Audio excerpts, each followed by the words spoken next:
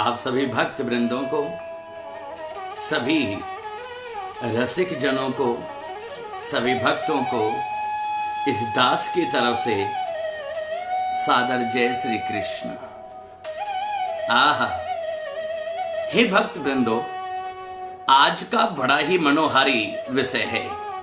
आज का विषय है कि अगर आपने एक तथ्य, एक बात अगर आपने सीख ली, अगर आपने समझ ली, तो फिर आपने भगवान को पा लिया। भगवान को पाना कठिन नहीं है, भगवान को समझना कठिन नहीं है, लेकिन उनको समझने से पहले जो तथ्य, जो विषय हमें समझना चाहिए, कितना अच्छा हो कि हम वो समझ लें। और अगर हमने एक कर्म, एक विधि, एक विचार और एक विवेक अगर हमने अपनी बौद्धिक योग्यता से, अपने गुरुमुख से, अपने गुरुजी के मुख से, वेद विद्वानों से या किसी भी रसिक जन से हमने केवल एक बात अगर सीख ली, तो समझ लो कि हमने भगवान को समझ लिया। और भगवान को भी अगर हम मानव शरीर पाकर ना समझ पाए, अगर हम भगवान को समझ ना पाए, तो उनको बना ना पाएंगे अपना। और अगर हमने भगवान को अपना ना बनाया, तो फिर इस जीवन की सार्थकता क्या है? फिर जीवन निष्फल है। और बड़ा डर लगता है, बड़ा दुख होता है कि ये मानव शरीर पाया और ये मानव शरीर पाकर हम भगवान को ना समझे, हमने भगवान की कृपा को ना समझा, हमने भगवान के रहस्य को ना समझा, तो बड़ा दुख होता है कि हमारा जीवन यूं ही नष्ट हो गया। आहा, बड़े भाग मानुष तन पावा। बड़ी मुश्किल से ये मनुष्य शरीर प्राप्त होता है, और इस मानव देह को प्राप्त करके हम केवल लोकाचार में, लोक व्यवहार में, लोक सन्नों में अपने जीवन को निरंतर जिस प्रकार अब तक नष्ट करते आ रहे हैं, आने वाला जीवन भी हम ऐसे ही अपना नष्ट कर देंगे। और जब ये नष्ट हो जाएगा, तो उस समय हमें पछतावा होगा, हम उस समय रोएंगे। जब जीव की मृत्यु होती है, यम के दूत उसे दिखाई देते हैं, तो उसे अपने द्वारा, इस मानव देह के द्वारा जितने भी कर्म किए, वो संपूर्ण कर्म याद आते हैं। और उस समय जब मर जाता है जीव, जब मृत्यु को प्राप्त कर गया, तो उसे पछतावा होता है। अब पछतावा का होता है जब चिड़िया चुग गई खेत। जब जीवन नष्ट हो गया, तो फिर क्या समझा और क्या समझ के हमें उसका फायदा हुआ? नहीं। दुर्लभो मानुषो देही, देही नाम क्षण भंगुर। बड़ी मुश्किल से यह मानव शरीर प्राप्त होता है। दुर्लभो मानुषो देही, और बड़ी मुश्किल से सो प्राप्त हुआ, लेकिन देही नाम क्षण भंगुर। और अगले पल का मालूम नहीं है कि अगले पल हम जीवित रहेंगे या नहीं रहेंगे। एक बात समझ लें कि प्रत्येक जीव इस संसार में अपना कर्म करने आता है। जब तक जीव कर्म करता है, तब तक जीवित है। लेकिन जैसे ही कर्म की हीनता होगी, कर्म समाप्त होंगे, कर्म के बंधन से जीव जैसे ही मुक्त होगा, तुरंत किसी न किसी कारण, किसी न किसी परिवेश में या किसी न किसी दुख तकलीफ के कारण जीव की मृत्यु हो जाती है। मृत्यु होने का मतलब है कि कर्महीन हो जाना। जीव इस संसार में केवल कर्म करने आता है, और कर्म समाप्त हुए तो जीव की मृत्यु हो जाती है। अभी हम कर्मशील हैं, और कर्म कैसे हों? ऐसा कोई कर्म जिससे हम भगवान कृष्ण को समझ लें। कृष्ण को समझना बहुत सहज है, और इसके भी दो अभिप्राय हैं। कई बार तो बड़े बड़े विद्वान, बड़े बड़े ब्रह्मज्ञानी, तत्वज्ञानी, व्याकरण आचार्य, जो भगवान के भक्त हैं, वो भी भगवान को नहीं समझ पाते। और कई बार जब समझने की बारी आती है, तो अनपढ़ और गवार भी भगवान को समझ लेते हैं, या यूं कहो कि वो भगवान को प्राप्त कर जाते हैं।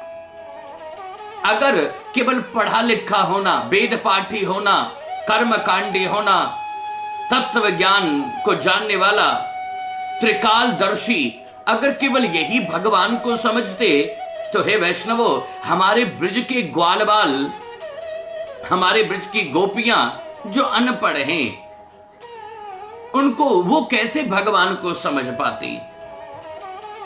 भगवान को समझने से मतलब है कि हम अपने कर्म के केंद्र बिंदु में अपने इष्ट, अपने आराध्य देव को अंकित कर लें।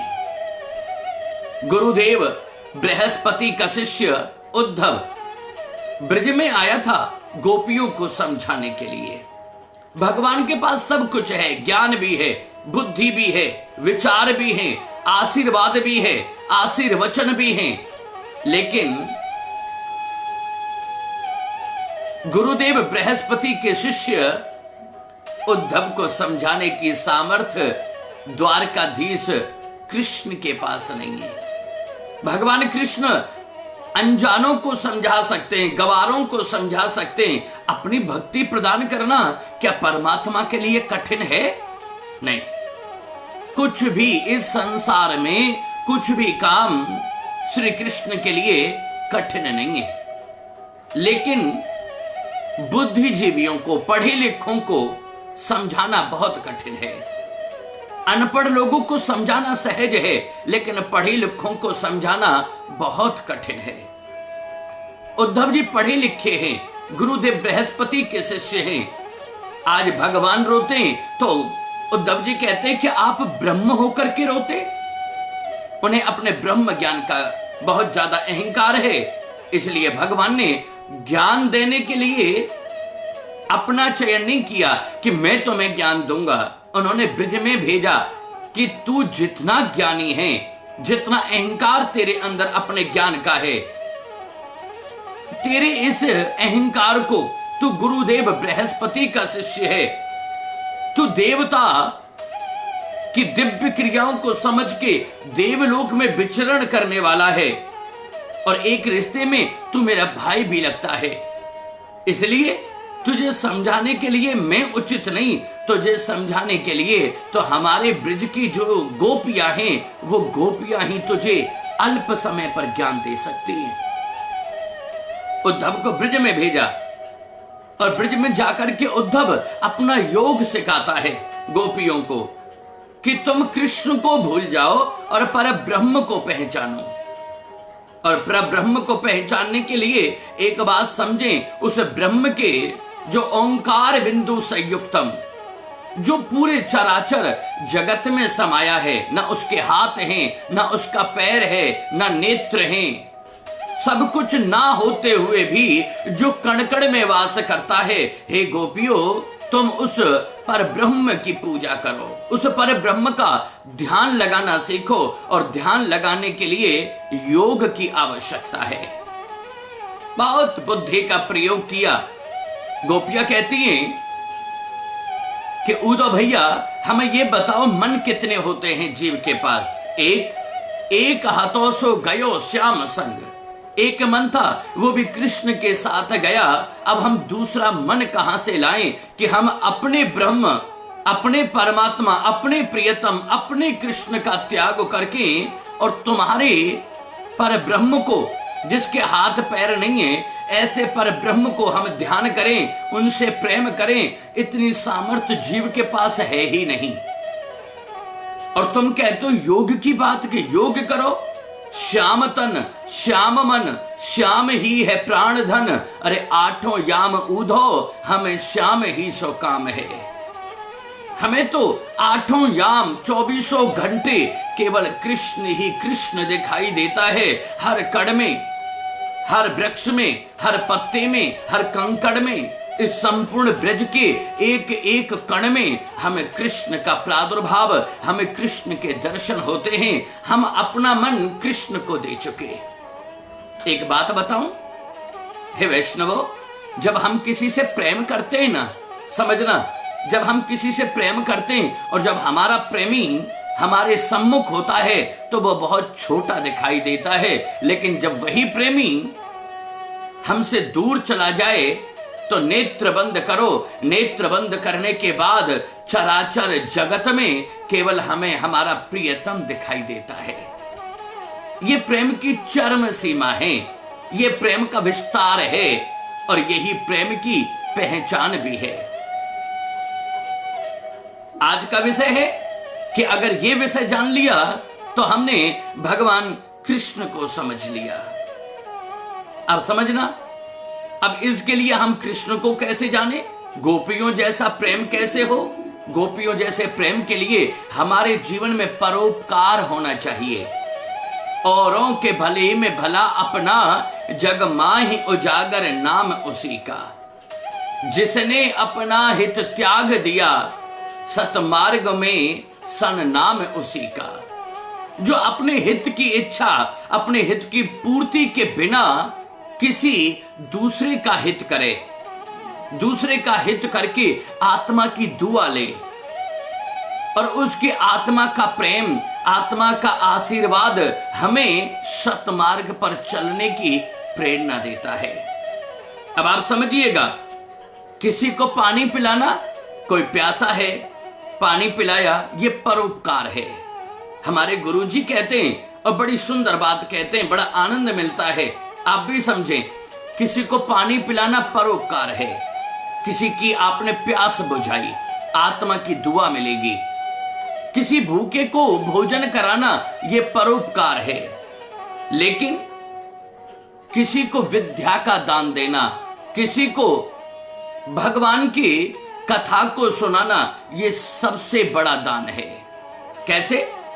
आप पानी पिलाओगे तो कुछ देर तक उसकी क्षुधा की शांति होगी, भोजन कराओगे तो कुछ देर पेट में शांति होगी। लेकिन अगर आपके माध्यम से, हमारे माध्यम से अगर भगवान की वार्ता, भगवान की कथा अगर हमने किसी जीव को सुनाई और उसकी इतनी बड़ी कथा में अगर एक बात भी उस व्यक्ति के घट में बैठ गई तो वो कभी भी जब पाप करने का काम प्रारंभ करेगा उसे ये बात याद आएगी और वह पाप करने से बच जाएगा।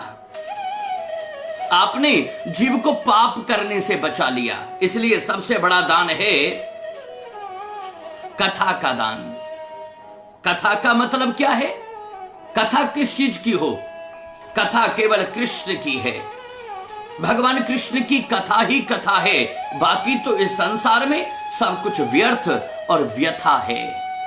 व्यर्थ की बातें और व्यर्थ की चिंताएं अपने जीवन में लेना है। हां, अगर कृष्ण की कथा को श्रवण किया, कृष्ण की कथा, कृष्ण का चरित्र, कृष्ण की जीवन शैली, कृष्ण का परोपकार, कृष्ण की भक्ति, कृष्ण का समर्पण भाव, इसलिए कहा कि कृष्ण कथा ही कथा, बाकी सब व्यर्थ और व्यथा।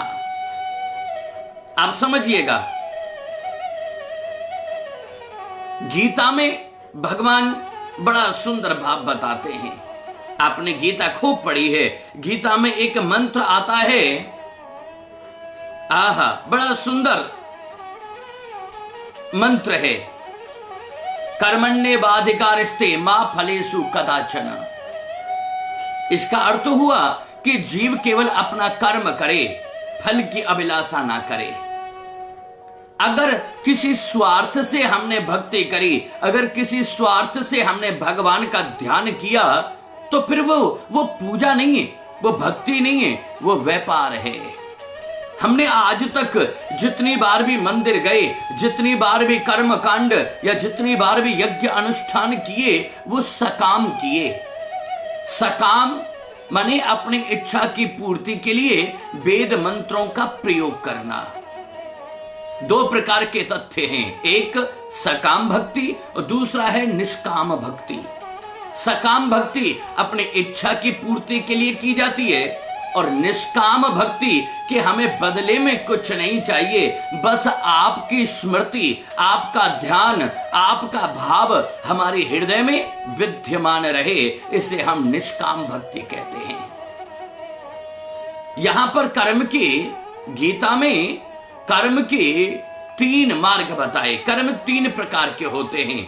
एक होता है कर्म, एक होता है विकर्म, एक होता है अकर्म। कर्म माने, कर्म का मतलब होता है करेक्ट एक्शन, ठीक काम। हम ऐसा कर्म करें, हम भक्ति कर रहे हैं, भक्ति करते समय हमारे मन में कोई व्याधि नहीं चलती, संसार की कोई इच्छा या वासना का प्रयोग नहीं होता, वो कर्म है। आप समझिएगा। और अकर्म का मतलब जब हम कर्म के बंधन से निर्वृत्त हो जाएं, हमें कर्म करना ही नहीं, जो कर्म करने का भाव ही समाप्त हो जाए, वो होता है विकर्म। हमें कुछ नहीं करना। विकर्म माने मृत्यु का प्राप्त हो जाना। कर्म माने भगवान को प्राप्त करने का जो साधन है उसे कर्म कहते हैं। और जब बिल्कुल करने का साधन ना हो, जब जीव की मृत्यु हो जाए, तो उसे विकर्म कहते हैं। और अकर्म उसे कहते हैं जो करने योग्य नहीं था और हमने वो किया। अब विचार करके देखें, 2 व्यक्ति हैं, एक डॉक्टर और एक डाकू। दोनों ही एक जैसी कल्पना, हमने अपनी बुद्धि से ऐसा विचार मन में आता है कि डॉक्टर भी अपना मुंह ढक के रखता है मास्क लगाकर, और डकैत भी अपना मुंह ढक के रखता है, सिर ढक के रखता है, केवल आंखें खोल के रखता है।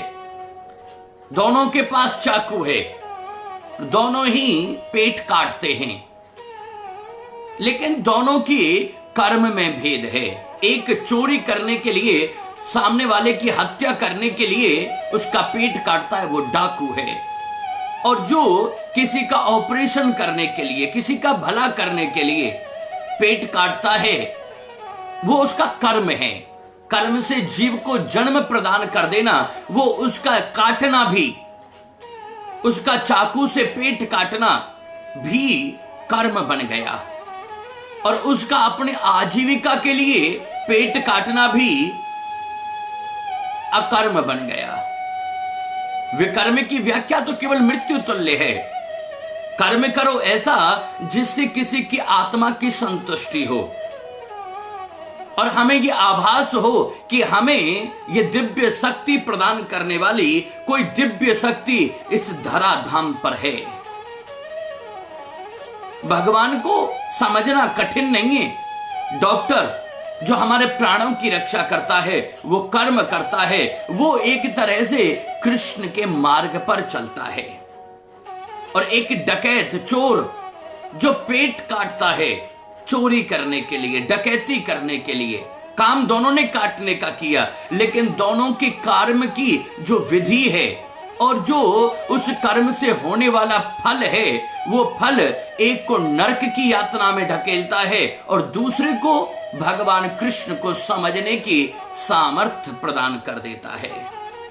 अब आप समझिए, एक दुर्योधन है, एक दुर्योधन है जो अकर्म करता है, अपने भाइयों का वध कराया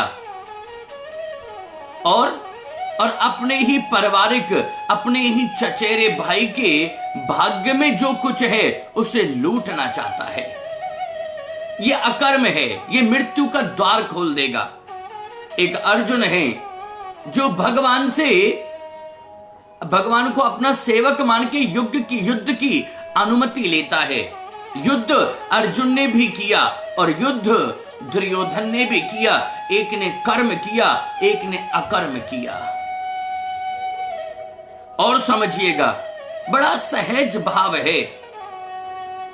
युद्ध शुरू होने से पहले भगवान श्री कृष्ण द्वारिका से चलकर हस्तिनापुर आते हैं पांडव और कौरवों की संधि कराने के लिए। भगवान को समझना कठिन नहीं है। भगवान तो केवल हमारे कर्म और हमारे अकर्म के ऊपर डिपेंड है कि हम उनको पाना चाहते भी हैं या नहीं। अगर पाना चाहते हैं तो फिर हमें मिलेंगे, और अगर पाना नहीं चाहते फिर भी मंदिरों में जा रहे हैं, फिर भी भक्ति कर रहे हैं, इसका मतलब हमारी मनसा, हमारी कामना, हमारे विचार, हमारा विवेक, हमारी अंतर आत्मा भगवान से प्रयोजन नहीं रखती, भगवान की शक्ति से प्रयोजन रखती है। अब विचार करके देखें, भगवान जब हस्तिनापुर में आए तो बड़े बड़े तोरण द्वार लगे हैं, अनेकों नगरवासी द्वार पर फूलों की बरसात करते हैं। और जैसे ही महल के नजदीक द्वारकाधीश कृष्ण का रथ पहुंचता है तो सभी नगरवासी इकट्ठे हुए सब भगवान को प्रणाम करते हैं, सब भगवान की जय जयकार करते हैं। और उसी भीड़ में विदुर और विदुरानी बहुत पीछे खड़े हैं। कर्म तो उनका अच्छा है कि वो भगवान के श्री चरणों की रज अपने माथे पर लगाना चाहते हैं, लेकिन बुजुर्ग हैं, भगवान तक कैसे पहुंचे? बहुत दूर खड़े हैं, भगवान अच्छी तरह दिखाई भी नहीं देते। विदुरानी कहती है कि हे विदुर जी, क्या हम ठाकुर जी तक नहीं पहुंच पाएंगे? क्या हम ठाकुर जी को नहीं देख सकते? विदुर जी कहते हैं, अरे विदुरानी, तुम कैसी बात करती हो? हम ठाकुर जी तक नहीं पहुंच पाए तो क्या हुआ? हम ठाकुर जी को नहीं देख पा रहे हैं इतनी भीड़ में तो क्या हुआ? ठाकुर जी तो हमें देख लेंगे, ठाकुर जी तो हमें देख सकते हैं। बस उनका यही विश्वास, कर्म करने वाले का यही विश्वास होता है। और जब भगवान कृष्ण दुर्योधन से कहते हैं कि तुम युद्ध ना करो, केवल 5 गांव पांडवों को दे दो तो युद्ध नहीं होगा, और जो दुर्योधन कहता है कि सुई की नोक के समान भी भूमि मैं अपने शत्रु, अपने दुश्मन इन पांडवों को नहीं दूंगा। जब भगवान चलने लगे, शकुनी के कहने पर दुर्योधन द्वारकाधीश कृष्ण से कहता है कि आप मेरे अतिथि बनो। इधर विदुर और विदुरानी भीड़ में खड़े होकर के कर्म करते हैं कि हम भगवान को देख पाए या ना देख पाए क्या फर्क पड़ता है, भगवान अगर हमें देख ले तो हमारा उद्धार हो जाएगा। आज वही भाव जो विदुर और विदुरानी के मन में चलता था भीड़ के समय, भगवान के हृदय तक पहुंचा। और आज भरे दरबार में भगवान कृष्ण कहते हैं कि आज तो मुझे काका दुर्योधन के यहां, आप काका विदुर के यहां से निमंत्रण है। आज तो मैं अपने काका के यहां पर जाकर भोजन प्रसाद ग्रहण करूंगा। सबसे ऊंची प्रेम सगाई, प्रेम के बस अर्जुन रथ हांक्यो और भूल गए ठकुराई। भगवान कहते हैं कि मैं तो केवल कर्म के बंधन में हूं। जीव कर्म कैसा करे, कर्म में प्रेम होना चाहिए। और जब तक हमारे जीवन में प्रेम ना होगा, हमारे जीवन में कर्म की शुद्धता ना होगी, तब तक हम भगवान को समझ ना पाएंगे। और अगर हम भगवान को ना समझ पाए तो फिर हमारा जीवन निष्फल हो जाता है, हमारा जीवन बेकार हो गया, फिर हम अकर्म में पहुंच गए। जीवन का उद्देश्य ही भगवान की कृपा को प्राप्त करना है। जीवन का उद्देश्य अकर्म से मुक्त होकर और विकर्म तक पहुंचे, उससे पहले पहले जीव कर्म कर ले। और कर्म है भगवान की दिव्य वार्ताओं को सुनकर जीवन में धारण करना। और अगर हमने अपने जीवन में भगवान की दिव्य वार्ताओं को, भजन को, कीर्तन को, कथा को अगर धारण कर लिया, कै का कथा का मतलब होता है कै कारस्य कृष्ण और थे स्थापयति इति कृष्ण। जो कृष्ण नाम का प्रेम हमारे हृदय में स्थापित कर दे वही कथा है। कृष्ण कथा ही कथा, बाकी सब व्यर्थ और व्यथा। अगर हम कृष्ण को समझना चाहते हैं तो हमारे हृदय में प्रेम होना चाहिए। गोपियों के मन में प्रेम है। गोपियां कहती हैं उद्धव जी से कि तुम अपना योग सिखाने आए हो, लेकिन यहां पर दूसरी समस्या है। आपका जो योग है वो योग निराकार ब्रह्म को दिखाता है, और हमारा जो योग है प्रेम योग, वो योग साकार कृष्ण को पूजता है। श्याम तन श्याम मन श्याम ही है प्राण धन, आठों याम ऊद काम है। हमें तो केवल कृष्ण से प्रयोजन, हमारे जीवन का दूसरा कोई प्रयोजन हो ही नहीं सकता। हमारे जीवन का आधार हमारा कृष्ण है। और आपको भक्त वृंदो एक बात और बता दें, बहुत जरूरी बात है। अगर आप इस बात को समझ गए तो आपको कृष्ण की महिमा के बारे में ज्ञान हो जाए। आप कहीं पर भी कोई भी मंत्र बोले, किसी भी मंत्र में इस प्रकार का भाव झलकता नहीं। आप दामर पहर दातारम दातारम सर्व संपदाम लोकाभिरामम श्री रामम भूयो भूयो नमाम्यहम रामाय राम भद्राय रामचंद्राय मानसे रघुनाथाय नाथाय सीताय पतये नमः। मैं भगवान राम और माता जानकी को हृदय में धारण करता हूं, वो परम पिता हैं, ऐसा भाव इस मंत्र से आता है। जयंती मंगला काली भद्रकाली कपालिनी दुर्गा क्षमा सेवा धात्री स्वाहा स्वधा नमस्तुते।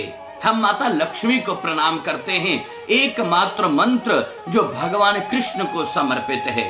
आप समझिएगा, वसुदेव सुतम जो वसुदेव के पुत्र हैं, वसुदेव सुतम देवम जो देवताओं के भी देवता हैं, वसुदेव सुतम देवम कंस चांडूर मर्दनम जिसने कंस और चांडूर का वध किया, कंस चांडूर मर्दनम देवकी परमानंदम जो देवकी के मन के परम आनंद हैं, देवकी परमानंदम कृष्णम वंदे जगत गुरु।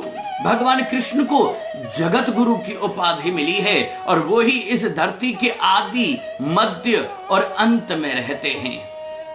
बाकी ब्रह्मा अपने कर्म के हिसाब से ब्रह्मलोक के स्वामी हैं, विष्णु पालन करने के लिए विष्णु बने और शंकर भूत भावन शंकर वो केवल जीव का कल्याण करने के लिए उनके पास ये काम भगवान कृष्ण ने इनको सौंपा है। वास्तव में इन तीनों देवताओं का भी जो मूल सार है वो मूल सार है साक्षात श्री कृष्ण एव ही, केवल कृष्ण। इसलिए अगर हमने इन परम तत्वों को कर्म अकर्म और विकर्म इन तीन बातों को अगर समझ लिया, विदुर जी महाराज जैसा भाव, गोपियों जैसा भाव अगर हम अपने हृदय में ले आए तो फिर कृष्ण को समझना कठिन ना होगा। और अगर हमने कृष्ण को समझ लिया, समझो हमने कृष्ण को पा लिया, और जिसने कृष्ण को पा लिया उसका तो जीवन ही सफल हो गया। इसलिए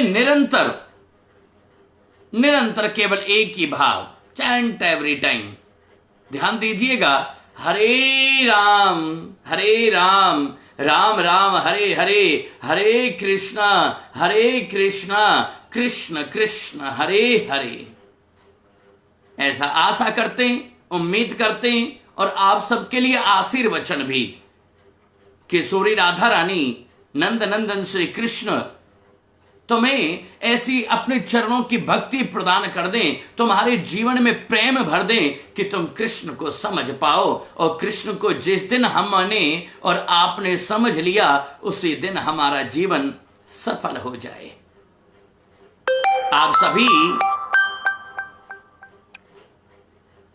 आप सभी भक्तों को, आप सभी वैष्णवों को इस दास की तरफ से सादर जय श्री कृष्ण।